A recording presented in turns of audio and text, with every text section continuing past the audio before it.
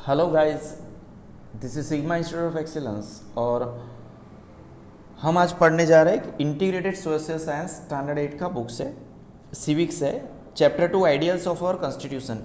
ठीक है, हम धीरे धीरे आगे बढ़ेंगे। The constitution defines the vital and core framework of a country. हमारा जो देश है उसके महत्व के और कोर वैल्यूज होती है हमारी सबकी। ठीक है, अब it would be very difficult for me to explain each and every word in Gujarati और हिंदी, यू नो, तो काफ़ी बार हम उसको ऐसे ही रखेंगे। वाइटल मतलब इंपॉर्टेंट होता है, सिमिलर वर्ड मैं आपको दे सकता हूँ फिर भी। ठीक है, तो वाइटल और core framework of the country वो दर्शाता है constitution. It also contains national goals.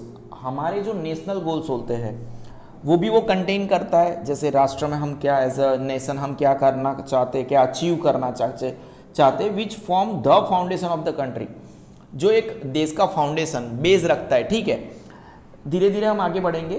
Introduction है, उस वहाँ से क्वेश्चन कभी नहीं आता तो उसको ज़्यादा खींचेंगे भी नहीं। भारत का कॉन्स्टिट्यूशन क्या बोलना चाहता है, सबसे पहले तो उसके बारे में, कब अस्तित्व में आया, कैसे अस्तित्व में आया। So the constitution was adopted. जो कॉन्स्टिट्यूशन है वो आपको ये पता होना चाहिए कि कॉन्स्टिट्यूएंट असेंबली बनाई गई थी। ठीक है, कॉन्स्टिट्यूएंट असेंबली बनाई गई थी भारत में, जिसको तकरीबन 2 साल लगे थे। डेट्स के साथ पढ़ेंगे कब शुरू मिले थे, सबसे पहले उन्होंने मिलना शुरू किया।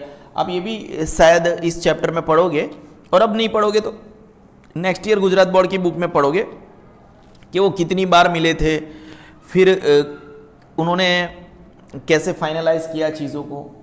ठीक है, कॉन्स्टिट्यूएंट असेंबली तो पता है ना, असेंबली हॉल होता है तो मिलना होता है, of India on.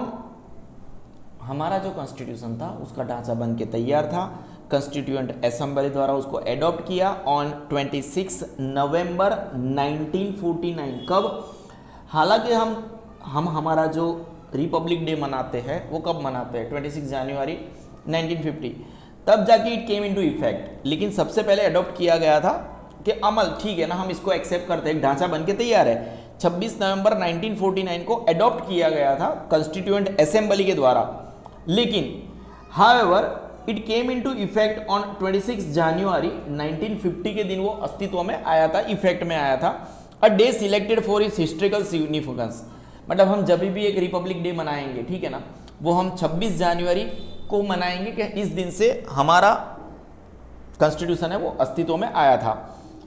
At Lahore session of the Congress in December 1929, it was decided that 26 January would be celebrated as the day of पूर्ण स्वराज। देखो ये इन लोगों ने, बिकॉज आपको ये पता होना चाहिए कि आज़ादी के बाद तुरंत हमारे देश में कांग्रेस का गवर्नमेंट आया था, और जो ये कांग्रेस का गवर्नमेंट है ये सबसे पहले मिलते रहते थे आज़ादी से पहले भी। ठीक है, ऑल इंडिया कांग्रेस ने वगैरह वगैरह, इनके अलग अलग नाम रहे हैं पिछले 100 सालों में, आप गूगल कर सकते हो उसको।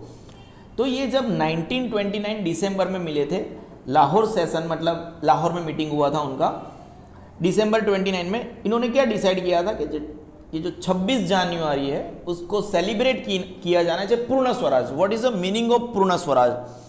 पूर्ण स्वराज मतलब पूरा स्वराज, आधा स्वराज नहीं।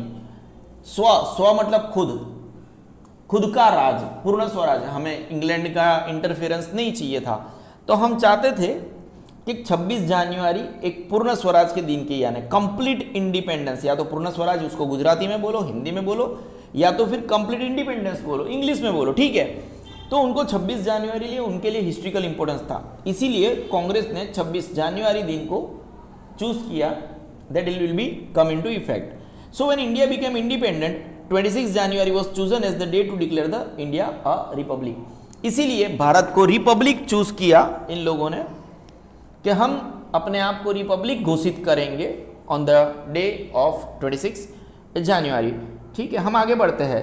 हमारा जो कॉन्स्टिट्यूशन है आपको ये पता होना चाहिए, डॉक्टर भीमराव अंबेडकर, फिर डॉक्टर भीमराव अंबेडकर वो हमारे कॉन्स्टिट्यूशन के रचयिता थे, एंड डॉक्टर राजेंद्र प्रसाद गुप्ता जो आपको फोटो में दिख रहा है ना, बिहार से बिलोंग करते, he was the first president of India. जो भी हमारे देश में बिहार के लोग हैं उनको गर्व लेने की बात है। ठीक है, दैट उन्होंने भारत देश का सबसे पहला प्रेसिडेंट दिया था।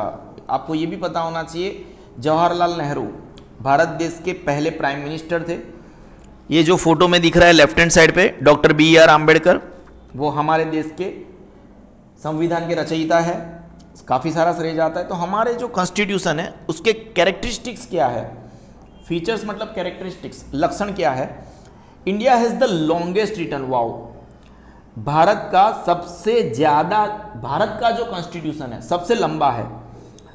इतिहास का पूरी दुनिया में कोई भी देश का कॉन्स्टिट्यूशन हो भारत से लंबा नहीं है। India has the longest written and the most detailed constitution in the world. दुनिया में इतना डिटेलिंग किसी भी देश के कॉन्स्टिट्यूशन ने नहीं किया गया है। In order to give the people of India the best possible constitution, आपको ये पता होना चाहिए भारत देश का जो कॉन्स्टिट्यूशन है, हमने हमारे देश के लोगों को freedom of speech, fundamental rights है, बहुत सारे 6 राइट्स दिए हैं फंडामेंटल, और अगर आपको अधिकार मिलते हैं तो आपके with great power there comes great responsibility, you know, यानी आपको अगर आपको पावर मिला है तो आपको रिस्पॉन्सिबिलिटी भी मिली ही मिली है। The framers of our constitution, framers, it is not farmers, framers of our constitution मतलब हमारे कॉन्स्टिट्यूशन को जिसने बनाया है, studied and incorporated the best features of various constitution of the world. हमारे जो कॉन्स्टिट्यूशन के रचयिता थे उन लोगों ने पूरी दुनिया में जितने भी कॉन्स्टिट्यूशन थे उनको पढ़ा, लिखा, फिर उसको भारत में उसका बेस्ट पॉसिबल आउटकम दिया कि हमारे देश के कॉन्स्टिट्यूशन में, क्योंकि आप हमारे देश में क्या है, विविधता में एकता है। हमारा देश सांप्रदायिक देश है, ठीक है, आपको यहाँ पे वाणी स्वातंत्र मिलता है, आपको धर्म स्वातंत्र मिलता है, इसीलिए बिन सांप्रदायिक देश है, ठीक है। तो फंडामेंटल राइट्स जिसके बारे में हमने बात करी थोड़ी देर पहले, हमें आपको एटलीस्ट 6 फंडामेंटल राइट्स मिलते हैं, जैसे फ्रीडम ऑफ स्पीच है, ठीक है, फ्रीडम ऑफ इक्वालिटी है, सॉरी इक्वालिटी है, तो फ्रीडम ऑफ इक्वालिटी नहीं होता, इक्वालिटी बोलते हैं उसको, बोलने में मेरे से थोड़ा गलती हो गया, बहुत सारी चीज़ें हैं, ठीक है। द फंडामेंटल राइट्स, हमें क्या मिला है, फंडामेंटल राइट्स मिला है, and the federal form of government were adopted from the constitution of USA। ये जो हमें फंडामेंटल राइट मिले, what do you mean by, जैसे मैंने 2 आपको फंडामेंटल राइट्स बताए, ठीक है, जैसे इक्वालिटी है, that is also fundamental right, ठीक है, राइट्स टू इक्वालिटी, फिर राइट टू फ्रीडम है आपके बुक में ये सेकंड वाला, फिर राइट अगेंस्ट एक्सप्लॉयटेशन यानी आपका कोई शोषण नहीं करता, right to freedom of religion fourth वाला, right to constitutional remedies and cultural and educational right. मैंने बोला ना 6 फंडामेंटल राइट्स है, और अगर आपके फंडामेंटल राइट्स है, ये आपकी टेक्स्ट बुक के जो फंडामेंटल राइट्स मैंने थोड़े बोल रहा था वो 215 और 216 नंबर के पेज पे है, आप थोड़ा आगे जाके देख सकते हो, ठीक है, कोई इश्यू नहीं है। बट ये कॉपी कहाँ से किए गए, आपको ये पता होना चाहिए। यूएसए में फेडरल गवर्नमेंट सिस्टम है। What is the meaning of federal, तो एक सेंटर में एक गवर्नमेंट होता है, सेंट्रल गवर्नमेंट, ठीक है। एट द सेम टाइम आपको ये पता है सेंट्रल में जैसे नरेंद्र मोदी प्राइम मिनिस्टर है, सेंट्रल में नरेंद्र मोदी अगर प्राइम मिनिस्टर है, ठीक है ना, तो हर एक स्टेट में एक इंडिविजुअल गवर्नमेंट भी है कि नहीं है, ठीक है। स्टेट में जहाँ पे सीएम रहते हैं, क्या रहते हैं, सीएम रहते हैं। तो fundamental rights and the federal form of government were adopted from the constitution of America, USA, United states of America. The parliamentary system of the government and single citizenship were adopted from the constitution of UK.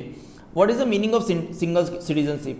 जैसे हमारे देश का जो नागरिक है, बराबर है, जैसे गुजरात का नागरिक है, ठीक है, फिर वो राजस्थान का नागरिक है, लेकिन उसकी एक सिंगल सिटीजनशिप है, वो रिपब्लिक ऑफ इंडिया का नागरिक है, उसका जो पासपोर्ट आता है, it is not of Rajasthan, it is not of Gujarat, it is not of Maharashtra, जो पासपोर्ट है वो कहाँ का है, इंडिया का है। तो ये जो पार्लियामेंट्री सिस्टम है of the government and single citizenship है, were adopted from the constitution of UK, ठीक है। फिर the directive principles of state policy were adopted from the constitution of Ireland.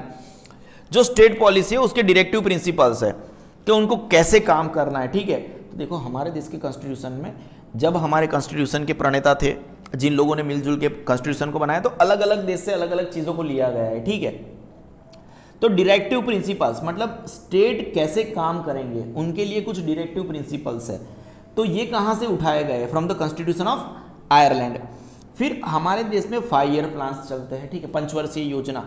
जैसे मेरे हिसाब से अगर मैं कोई गलती नहीं कर रहा हूँ तो सबसे पहले 1951 में पहला 5 ईयर प्लान आया था, 1951 से लेके 5 ईयर प्लान मतलब 5 साल तक चलता है, तो 1951 से लेके 1956 तक वो चला था। फिर 1956 से लेके 1961 तक दूसरा 5 ईयर प्लान। मतलब 5 ईयर प्लान से ये होता है कि we use to plan for the things, ठीक है। 5 ईयर प्लान ये होता है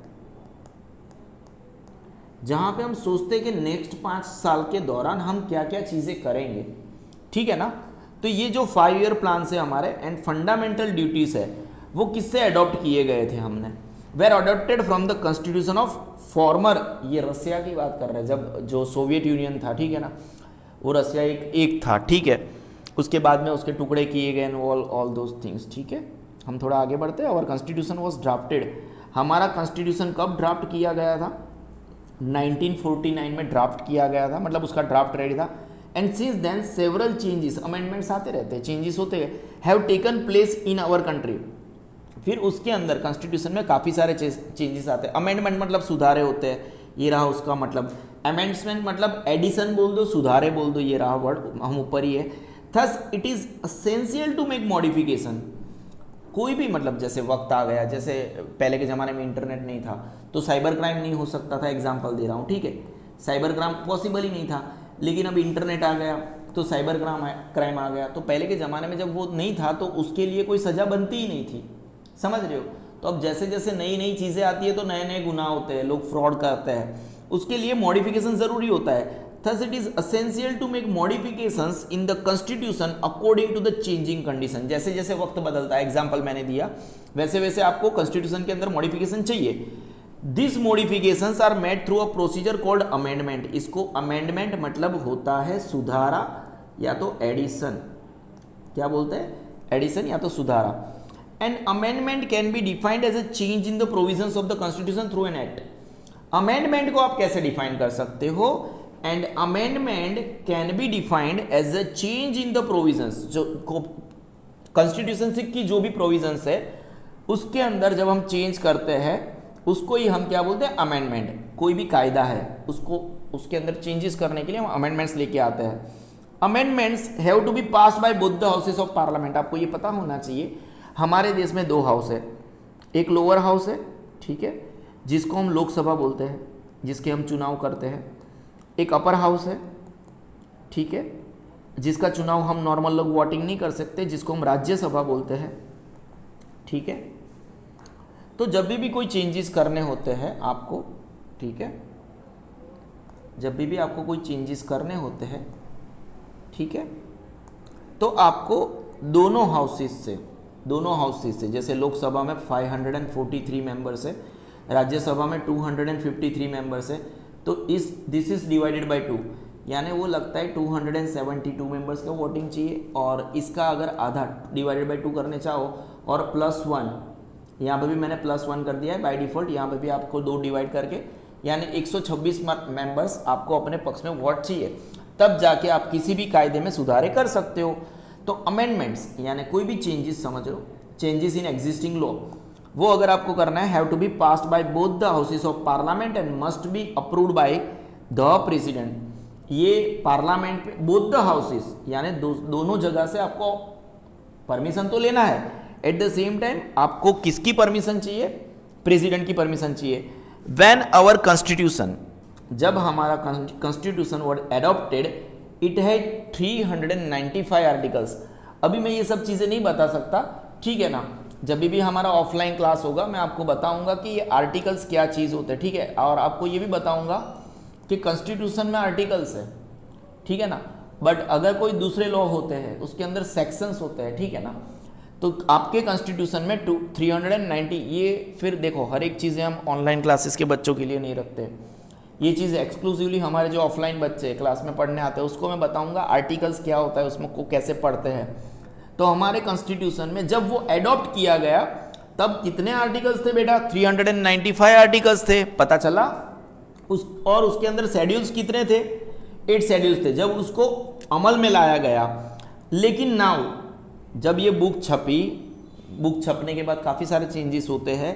अगर ये बुक छपी, बुक की माने तो अब जाके 448 आर्टिकल्स है, ऑफलाइन बच्चों को मैं यहीं पे बता दूंगा, और शेड्यूल कितने हैं 12, एंड 100 से ज़्यादा अमेंड्स में अमेंडमेंट्स अभी तक आ चुके हैं बच्चों, ठीक है।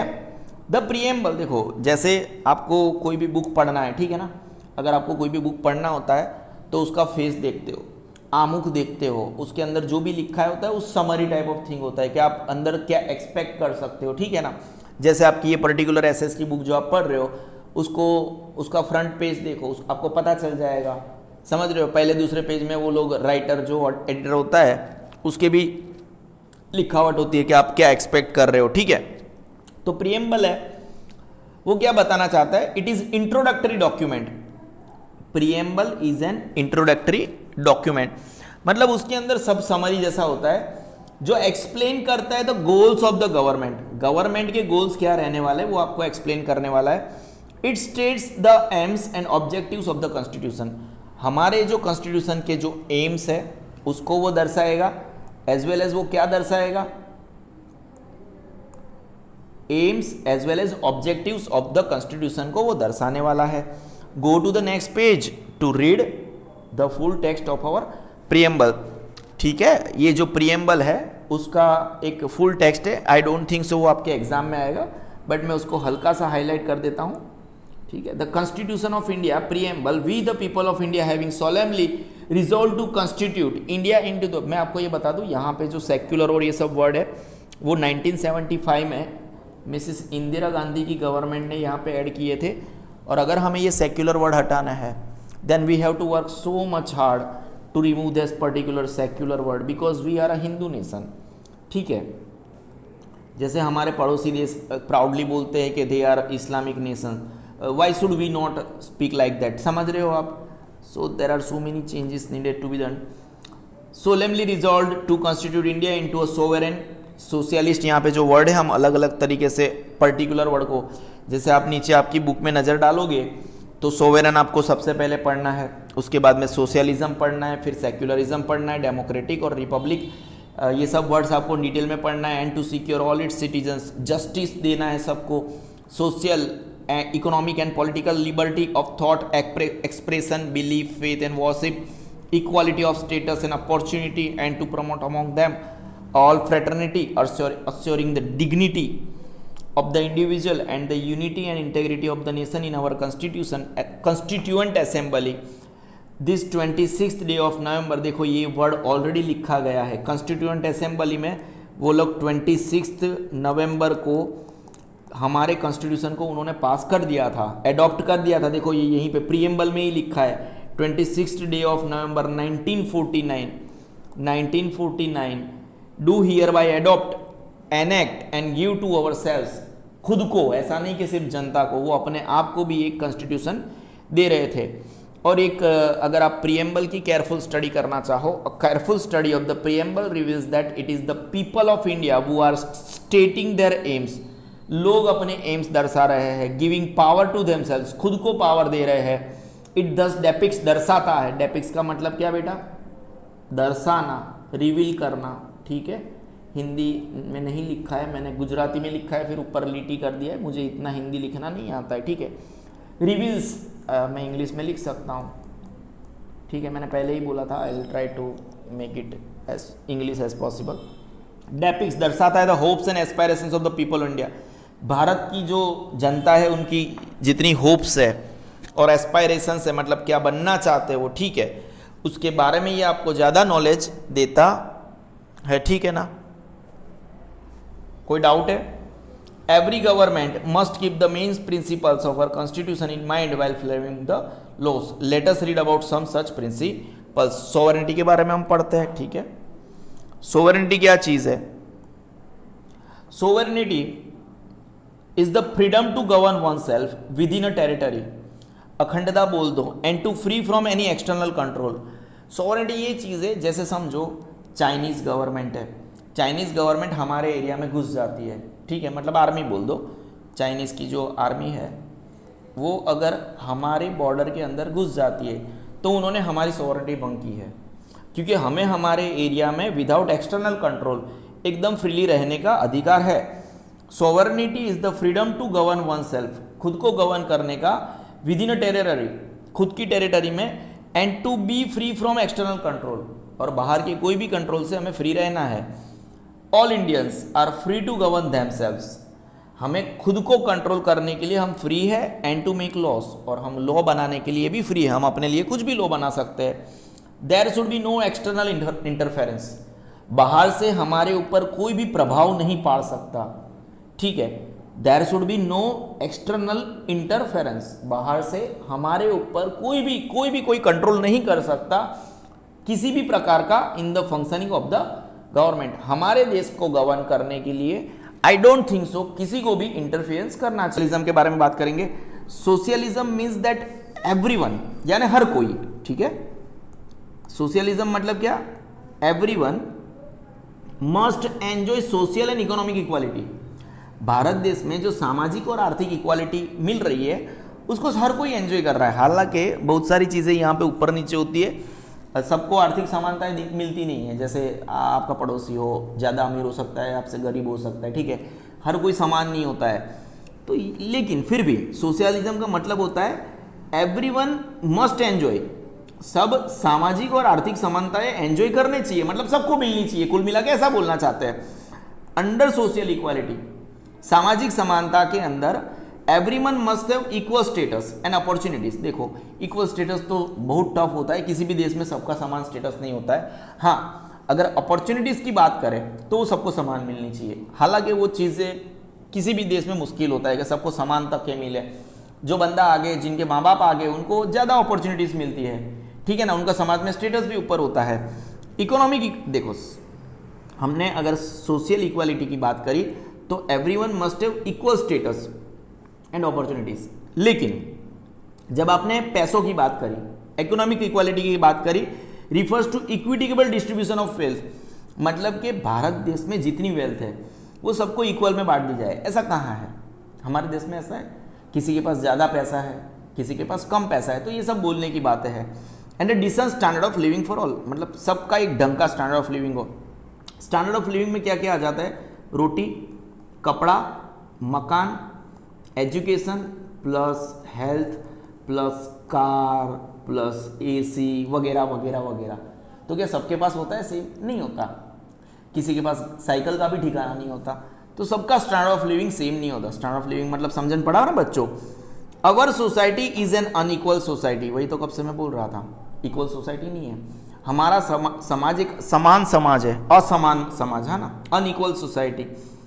There exist a wide gap between the rich, अमीर और पुअर के बीच में एक बड़ा सा गैप है। पोवर्टी प्रिवेंट्स, काफी सारे लोग, poverty prevents many people from receiving good education, काफी सारे लोगों को अच्छा एजुकेशन नहीं मिल पाता just because of poverty. Which in turn prevents, जिसकी वजह से in turn prevents them from getting well paid jobs, अगर कम पढ़ेंगे तो उनको जॉब भी कैसी मिलेगी? खराबी मिलेगी। Thus the poor are caught in vicious cycle of poverty, क्योंकि वो कम पढ़ेंगे, उनके बच्चे भी कम पढ़ेंगे, तो विशियस साइकिल, एक जहरी साइकिल ऑफ पुअर्टी में वो फंसते जाएंगे।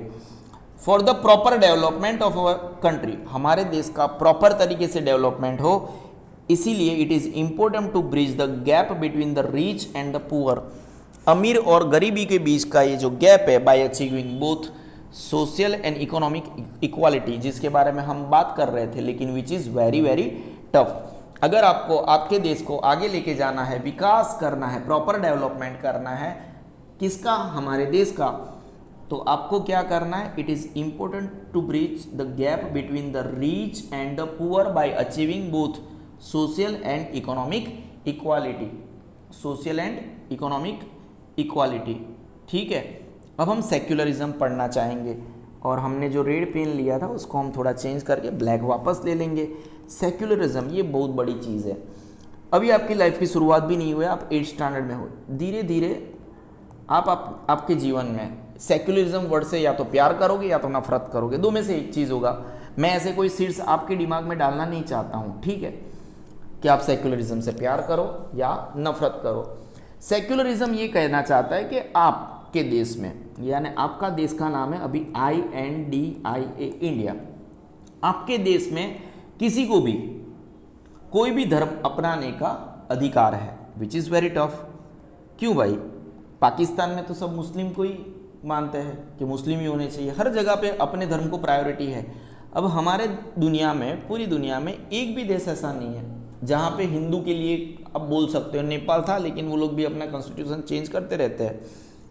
The preamble states that India is a secular country, मतलब कि this means that there will be no state religion, हमारे देश का कोई धर्म है ही नहीं। We can not say that we are a Hindu nation, कभी नहीं, पूरी दुनिया में एक भी हिंदू नेशन नहीं है। एक जमाने में नेपाल था। All religions will be treated equally, मतलब हमारे देश में हिंदू को भी वो समानता मिलेगी जितनी मुस्लिम को मिले। The constitution also guarantees the right to freedom to of all religion, हर एक धर्म को, मतलब जैसे हम गणपति निकालते हैं वैसे वो लोग ताजिया निकाल सकते हैं, अब क्रिश्चियन लोग भी कुछ भी कर सकते हैं, सबको समान अधिकार है अपने धर्म को आगे बढ़ाने का, और उसको उसके लिए प्रोसेसन निकालना, मतलब रैलियां निकालना, right to freedom of religion as a fundamental right. सबसे बड़ी बात तो ये है कि एक हिंदू नेशन करने के लिए हमें कॉन्स्टिट्यूशन में मेजर चेंजेस करने पड़ेंगे, प्रीएम्बल में चेंजेस करने पड़ेंगे, ठीक है। Right to freedom of religion, right to freedom of religion, उसको एक फंडामेंटल राइट बोला गया है कि आपका मूलभूत अधिकार है वो। This includes the freedom to profess, propagate and practice any religion, मतलब आप किसी भी रिलीजन को, किसी भी धर्म को प्रसरण, प्रचार कर सकते हो। क्या कर सकते हो? प्रचार कर सकते हो, अपना सकते हो, प्रैक्टिस कर सकते हो कोई भी धर्म। पहले तो प्रचार करना वो भी बहुत बड़ी बात है, मतलब गली गली निकल पड़ना, जय श्री राम जय श्री राम, गली गली निकल पड़ना, किसी भी मुझे किसी और धर्म के बारे में क्या बोलते मुझे नहीं पता है तो मैं वहां पे कोई कमेंट नहीं करूंगा। Hence every religious group in India can practice and propagate his faith, अपने धर्म का फैलावा कर सकता है वो। The government has the duty to protect the life, liberty and property of all its citizens without discriminating against them on the basis of caste, creed, religion और sex। देखो government को क्या करना है पता है आपको? गवर्नमेंट को करना है सबको, सेकेंड, द गवर्नमेंट की ड्यूटी क्या है? उसको भारत में पैदा हुए हर एक व्यक्ति की जान माल की रक्षा करनी है, प्रोटेक्ट द लाइफ, उनकी लिबर्टी, आजादी, ठीक है, property of all its citizen, सभी सिटीजन्स की प्रॉपर्टी, विदाउट डिस्क्रिमिनेटिंग, मतलब भेदभाव, भेदभाव, against them on the basis of caste, उसकी कास्ट, लोअर कास्ट हो, अपर कास्ट हो। पहले तो ये बोलना पड़ रहा है लोअर कास्ट है, अपर कास्ट है, ये भी बहुत बड़ी बात है, नॉनसेंस, हम गलत लोग हैं, ठीक है। लोअर कास्ट, अपर कास्ट, ऐसा कुछ नहीं होना चाहिए, ठीक है। सब भारत में हिंदू धर्म में 18 वर्ण है, ठीक है, 18 वर्ण एक साथ है, वो बोलना चाहिए। क्रीड मतलब धार्मिक मान्यता के हिसाब से हमें उनके साथ भेदभाव नहीं करना चाहिए। रिलीजन, धर्म के आधार पे कोई भेदभाव नहीं करना चाहिए। फिर हमारे देश में जो मेल होते हैं और फीमेल होते हैं उनके बीच में भी हमें कोई भी प्रकार का भेदभाव नहीं करना चाहिए, ठीक है। ये हमारा हो गया सेक्युलरिज्म। हम डेमोक्रेसी के बारे में आगे बढ़ते हैं, ठीक है। सेक्युलरिज्म वाला पोर्शन हमने कवर कर दिया बच्चों। अब हम कहाँ पे बढ़ेंगे? Democracy. Democracy is one of the most important features of our constitution. हमारा जो कॉन्स्टिट्यूशन है उसका सबसे महत्व का फीचर, लक्षण क्या है? डेमोक्रेसी। डेमोक्रेसी मतलब क्या? हमारी जो गवर्नमेंट है वो लोग वोट करके बनाते हैं, उनमें से ही कोई होता है और लोगों के लिए ही काम करते हैं। Democracy refers to the government wherein, जिसके यहाँ पे, जहाँ पे people have the power to vote, जैसे मैंने बोला लोगों के पास पावर है टू वोट। पहले तो हम वोट करेंगे, वोट करके चूज करेंगे या तो इलेक्ट करेंगे हमारी गवर्नमेंट। हम क्या करेंगे? हमारी गवर्नमेंट यानी हमारे रिप्रेजेंटेटिव, हमारे लिए गवर्नमेंट में हमारी आवाज़ कौन उठाएगा? रिप्रेजेंटेटिव वो होते हैं जो हमें हमारी आवाज़ उठाते हैं, रिप्रेजेंटेटिव्स है। This representatives then make laws on behalf of the people, लोगों के लिए वो कायदे बनाएंगे। In India citizens who are 18 years and above have the right to vote. भारत में कौन वोट कर सकता है? 18 साल से उम्र का कोई भी व्यक्ति। This is known as universal adult franchise. इसको हम एक याद रखना, in India citizens who are 18 years and above have the right to vote. और इसी को यूनिवर्सल एडल्ट फ्रेंचाइजी बोलते हैं। Elections are held every 5 year, अगर गवर्नमेंट बीच में टूट जाती है तो बीच में भी इलेक्शंस होते हैं, लेकिन elections are held every 5 years.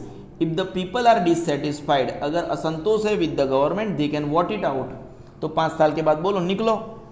Thus the ultimate power lies within the heads of the people. Abraham Lincoln क्या बोलते थे, the 16th president of India थे वो, sorry United states of America थे, वो क्या बोलते थे, बड़े फेमस थे, ठीक है ना, इनकी स्टोरिया भी बड़ी फेमस है। Define democracy at the government of the people, by the people and for the people. देखो वही वोट करते हैं, ठीक है, वोट करने से पहले वहां पे वो खड़ा कौन रहता है, वो भी एक पीपल ही है, वोट भी पीपल करते हैं, और जो चुन के आया वो काम भी किसके लिए करता है। तो गवर्नमेंट डेमोक्रेसी क्या है, ऑफ द पीपल, एक ऐसी गवर्नमेंट जो लोगों की है, लोगों द्वारा बनाई गई है और लोगों के लिए ही काम करती है। फेडरल सिस्टम क्या है, ऑलरेडी मेंशन मैंने किया, फेडरल सिस्टम क्या है, ठीक है। Federalism, India has a federal form of government. Bharat में कौन सी प्रकार की गवर्नमेंट चल रही है, फेडरल गवर्नमेंट। इसका मतलब ये हुआ that our country is governed by 2 levels, that is at the centre and at the state. Centre में अभी फिलहाल कौन है, नरेंद्र मोदी है प्राइम मिनिस्टर। सेंटर में प्राइम मिनिस्टर होता है जो हमारे नरेंद्र मोदी है, और स्टेट लेवल पे हर एक स्टेट में, अलग अलग स्टेट में सीएम होते हैं। गुजरात के सीएम है अभी भूपेंद्र पटेल है, सिंह नहीं है शायद। The president is the constitution head over country. जो हमारे जो प्रेसिडेंट होते हैं वो प्राइम मिनिस्टर के भी ऊपर आते हैं, वो देश के कॉन्स्टिट्यूशनल हेड है, उनको हमारे कॉन्स्टिट्यूशन की रक्षा करनी होती है।